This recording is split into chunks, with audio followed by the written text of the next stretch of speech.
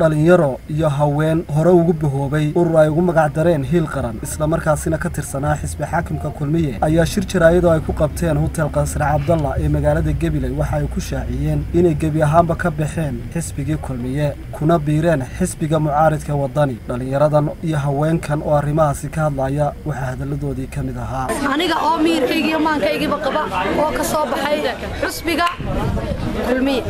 oo ku soo biiray xisbiga wadani ku qanacsan cududayda iyo codkaygaba la garab taagan xisbiga wadani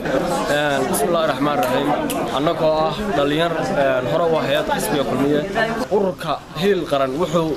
hiil u hiilnaya qaranka waxaanu maanta halka ka cadeynaya inuu yahay xisbiga wadani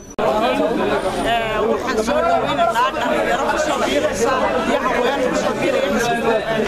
wadani kana soo baxay xisbiga kulmiye waxaan ku soo dhaweynaynaa xisbiga rajada shacabka jamhuuriyadda Soomaaliland waxaan ku soo dhaweynaynaa xisbiga dhalinyarada waxaan ku soo dhaweynaynaa xisbiga aan la kala lahayn ee loo soo galooreeyay waxaan ku soo dhaweynaynaa xisbiga rajada Soomaaliland dib u soo nooleyn lahaa waxaan leeyahay dhalinyarada maanta masayrkiini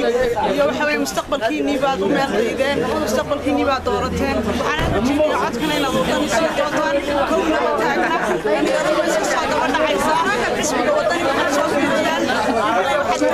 سامبل وصل دوينينا ورودنا نقصوا بيره وين كير دليل تبالي أنا قصوا دوينينا حسب عن لك هاي وطني وحن قصوا دوينينا حسب عن عند الشيء حسب عن لك هاي كي هروج شوقي كي أي ليه وحن قصوا دوينينا دليل تاي يهوين وحن ولا أنا قصوا دواد حسب جينا حسب كلية وحي كده حرك واين حركوا دي يوحي قبل كقبلي أولها أي كده حرك واين waxaan u leenahay dhalinyarta nagu soo biirtay dhalinyarta nagu soo biiri doonta soo dhawaada وعبد الرزاق أحمد هيان الكعسي Somnews TV